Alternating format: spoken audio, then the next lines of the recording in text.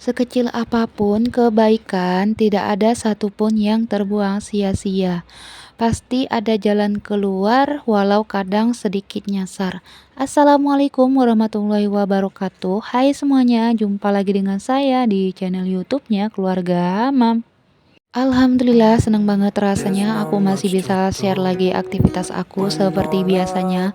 Masih bisa sapa-sapa teman-teman lagi. Gimana kabarnya hari ini? Semoga sehat selalu ya, bahagia selalu. Amin. Share lagi aktivitas aku di rumah kontrakan minimalis. Seperti biasa, aktivitas sebagai seorang ibu rumah tangga yang mempunyai 3 orang anak yang masih bayi dan balita di Duri Riau ya. Seperti biasa, aktivitas aku diawalin di subuh hari ya. Ini setelah sholat subuh, aku lanjut masak. Di sini aku masaknya udah agak telatan karena seperti biasa ya. Setelah ayamnya aku keluarin, aku prepare karena ayamnya harus dikeluarin dulu dari freezer ya setelah sholat subuh, biar supaya ayamnya itu nggak beku gitu. Tapi setelah aku ngeluarin ayam dari freezer, adik Hilya itu nangis dan aku tuh nyusuin dia dulu. Setelah aku susuin, alhasil aku juga ikut tertidur. Terakhir sampai jam 6 lewat baru aku mulai masak. Oke, di sini aku masak simple aja karena memang mau cepat. Terakhir ayam ini mau aku bikin semur ayam aja.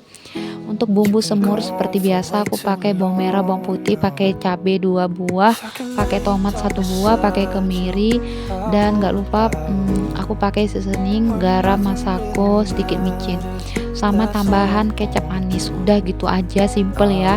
Untuk ayamnya aku goreng sebentar, gak usah terlalu kering biar supaya nanti pas dibumbuin seperti ini itu tuh aku masakkan lagi di dalam bumbunya, jadi lebih ngeresap untuk bumbunya. Oke, ayam semur udah selesai. Di sini aku mau ngerebus mie spaghetti. Ini tuh belinya kalau nggak salah 19.000 atau 18.000 gitu ya. Dan ini tuh bisa sampai beberapa kali aku masak.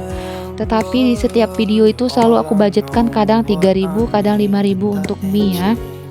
Oke, ini tuh satu menu simpelnya udah selesai. Aku shoot aja, takutnya nggak ke shoot nanti kan, karena memang aku tuh lagi mau ngasih makan Bang Hamam karena diburu-buru juga mau pergi sekolah. Oke, Bang Hamam udah selesai aku kasih makan. Di sini lanjut aku tumis-tumis bawang bombay. Seperti biasa ya, untuk mie spaghetti aku tuh cuman pakai bawang bombay aja, ditumis-tumis gitu. Baru aku masukkan untuk saus bolognese-nya, baru aku tumis si mie spaghetti yang sudah aku rebus tadi. Untuk rebus aku tuh pakai garam sedikit biar supaya ada rasa asinnya gitu ya. Di sini mie spagettinya udah selesai nih, udah kering. Dan untuk sarapan Bang Hamam tadi tuh nggak pakai mie spaghetti ini ya, karena memang mau cepet, diburu-buru mau pergi sekolah. Dan udah selesai, ini tuh mie spaghetti sama semur ayam. Untuk budget menu masakan aku kali ini, untuk ayam itu 10.000 karena aku belinya 30.000 kemarin, aku bagi 3 cup untuk boxnya. Jadi per box itu aku hitung 10.000, untuk mie itu 3.000, untuk bumbu 2.000, berarti 15.000 untuk budget masakan aku kali ini. Ini tuh cuman sampai ke siang aja, untuk malam udah nggak cukup ya. Oke, di sini aku buka kue-kue. Ini suami aku ada beli kue. Ini tuh kuenya seperti biasa lah ya, kue-kuehan yang harga 1.000-1.000-an gitu. Dan di sini aku lanjut mau cuciin piring dulu. Untuk cucian piring aku seperti biasa, kadang sempat aku 2 kali 1 hari, kalau nggak sempet 1 hari sekali. Dan cucian piring ini nggak begitu banyak karena kemarin sore aku udah cuci piring. Ini tuh cuman cucian piring dari pagi aja pas aku masak sama buat sarapan aja. Jadi nggak begitu bertumpuk ya. Kalau misalnya aku 1 hari sekali itu tuh dari pagi sampai ke siang sampai ke sore baru cuci piring, atau dari siang sampai ke malam sampai ke paginya baru cuci piring ya, seperti itulah ya. Kalau nggak pagi ya sore, yang penting 1 hari sekali. Tapi tergantung, kalau memang aku sempat, misalnya adik Hilya lagi tidur, aku nggak tahu mau ngapain nih, kerjaan misalnya udah selesai semua, udah nyapu, udah beres-beres ya, Tapi cucian piring ada ya, kalau sempat aku bakalan cuci piring lagi gitu. Oke, udah selesai untuk cucian piringnya. Di sini lanjut aku mau angkatin, aku pindahin ke depan lemari rak piring. Nah, di sini aku mau bersihkan sink dulu ya. Untuk sinknya seperti biasa aku sikat-sikat, pakai sabun juga biar nggak bau gitu. Kalau misalnya lubang sink itu terasa aroma yang bau nggak sedap, itu aku bakalan taburin baking soda. Lalu aku biarkan aja dulu sampai 5 menit gitu, baru aku siram lagi dengan Mama Lemon, baru aku siram dengan air hangat. Nah, itu tuh alhamdulillah bisa membuat untuk saluran sinknya itu nggak bau lagi gitu. Oke, di sini aku lap-lapin untuk kompor, bagian bawah kompor sama dindingnya. Karena ya seperti biasa kalau udah masak ini tuh memang super duper berminyak dan banyak remahan-remahan makanan gitu ya, sama di atas mejanya ini juga. Oke, di sini aku sambil aktivitas, sambil mau sharing-sharing sedikit ya. Seperti apa sih orang yang hidupnya biasa-biasa aja tetapi hatinya selalu senang. Kalau sudah senang berarti hatinya tenang ya. Siapa sih yang nggak mau menjalani hidup dengan tenang? Dalam kehidupan yang serba cepat dan kompetitif seperti ini, banyak dari kita seringkali terperangkap dalam tekanan untuk mencapai kesuksesan dan kebahagiaan yang tampaknya diukur dari pencapaian material dan status sosial. Namun, di tengah gemerlap dunia yang serba berubah ini, ada kedamaian hati yang istimewa di balik kesederhanaan seseorang. Makanya aku lebih suka hidup yang sederhana, apa adanya, yang biasa-biasa aja, tidak tergantung dengan material apa yang mereka punya, tidak tergantung dengan status sosial apa yang mereka dalamin atau punya. Maka aku tidak peduli dengan semua itu. Yang aku pedulikan sekarang bagaimana kehidupan aku yang sekarang ini bisa bahagia walaupun sederhana ya. Karena terkadang seseorang bisa hidup dengan pola hidup yang sederhana, namun memiliki hati yang selalu tenang. Itu susah ya, tetapi aku lebih ke pemikiran yang seperti itu. Bagaimana sih cara aku agar tetap sederhana, biasa-biasa aja, tetapi bikin hidup aku lebih tenang, lebih senang, lebih bahagia gitu. Yang pertama, aku tidak pernah iri ataupun cemburu dengan kehidupan orang lain. Orang hidupnya tenang ya memiliki kesadaran ya yang mendalam tentang nilai-nilai sejati dalam hidup. Karena aku menyadarin bahwa kebahagiaan sejati tidaklah terletak pada apa yang kita miliki, tetapi pada apresiasi terhadap apa yang sudah kita miliki. Karena aku tidak mau terjebak dalam perangkap iri hati atau cemburu terhadap kehidupan orang lain, karena aku yakin rezeki semuanya sudah diatur sama Allah, kita sudah memiliki porsinya masing-masing. Karena aku menyadarin bahwa setiap orang memiliki perjalanan hidupnya sendiri, perjalanan yang unik yang tidak dapat dibanding-bandingkan. Kedua, aku tuh selalu lakukan kegiatan atau rutinitas yang memberi kepuasan batin aku ya. Karena dengan aku memiliki kegiatan atau rutinitas yang memberikan kepuasan batin, maka aku akan menemukan kedamaian dalam hal-hal yang sederhana. Misalnya seperti saat belanja mingguan, aku tuh sekarang sudah keseringan jalan kaki ya. Walaupun aku tuh punya kendaraan seperti Honda atau mobil, tapi aku tetap memilih jalan kaki. Kayaknya lebih enak aja, terkecuali kalau memang jauh harus ke sana lagi, kemari lagi selain belanja, mungkin aku bakalan naik Honda ya. Karena dengan aku berjalan-jalan, aku bisa menikmatin indahnya pemandangan bebas gitu ya, alam bebas. Bisa sambil olahraga juga. Terkadang kalau misalnya aku tuh di rumah, aku tuh bisa tengah malam bangun tahajud, aku bisa baca Quran, aku bisa mengisi kekosongan aku di tengah malam dengan mendekatkan diri aku kepada Allah.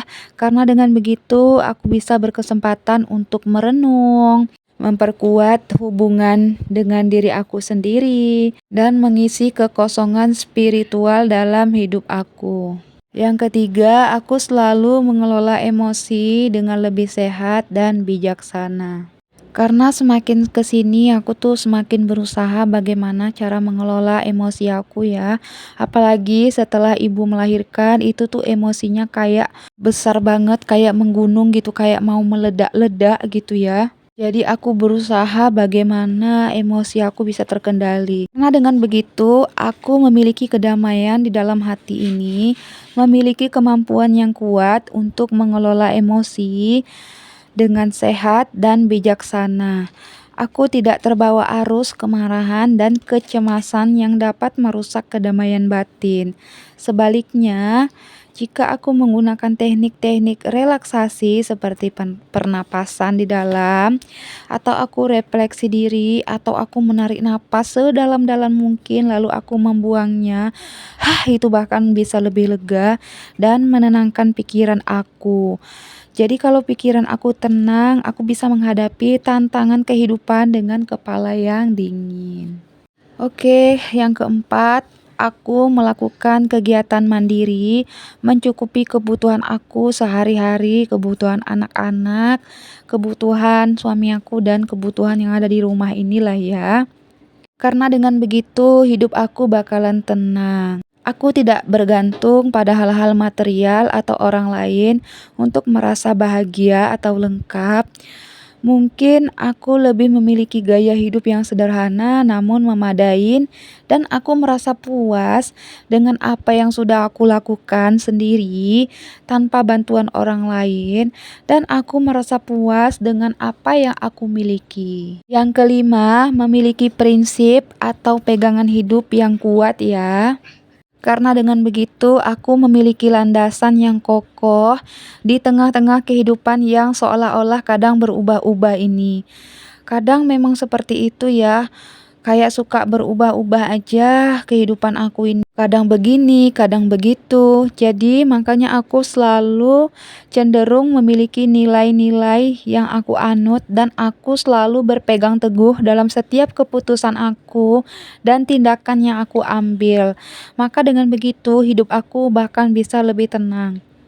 Karena prinsip ini bisa memberi aku arah dan tujuan yang jelas dalam hidup aku, membantu menjaga kedamaian di dalam hati aku. Yang keenam, aku selalu senantiasa melakukan murah senyum dengan setulus hati ya. Karena dengan setulus hati dan apa adanya kita tuh senyum dan murah hati dengan hangat, itu tuh bisa membawa kedamaian dan kebahagiaan.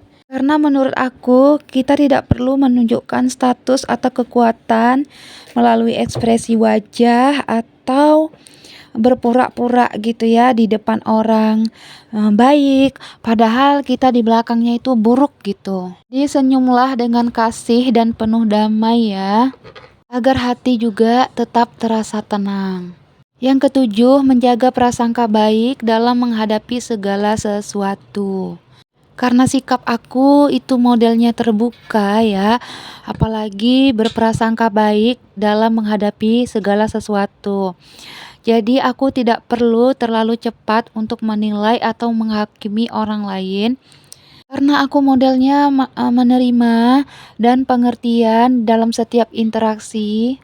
Dan kalau ada sesuatu aku telaah dulu apakah benar atau memang ini hanya gosip semata atau hanya fitnah atau juga seuzon.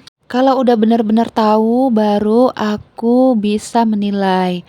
Dengan begini, sikap aku itu bisa membantu membangun hubungan yang harmonis dengan orang-orang yang ada di sekitar. Dan aku selalu mempunyai sikap yang penuh kasih dan saling mendukung ya.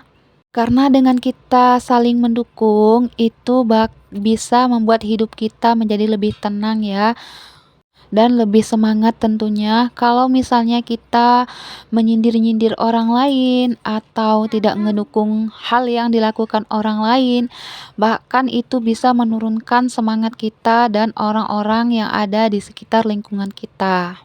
Oke, sampai sini dulu sharing aku yang sedikit ini. Semoga bermanfaat ya, yang aku lakukan di rumah ini. Semoga kita semua dapat belajar dari diri kita dan bisa mengembangkan kedamaian dalam hati kita sendiri ya. Oke, lanjut ke videonya. Di sini aku udah selesai bersihkan kamar, ruang TV dan juga dapur. Di sini aku mau bersihkan di bagian ruang tamu. Ini mau aku lap-lapin dulu untuk si mejanya karena memang aku lihat itu mejanya berdebu gitu. Dan lanjut aku mau sapu-sapuin untuk si lantainya. Oke, video aku nggak kerasa udah mau selesai teman-teman. Semoga apa yang aku share dapat bermanfaat. Ambil baiknya, buang buruknya karena aku hanya manusia biasa ya. Assalamualaikum warahmatullahi wabarakatuh.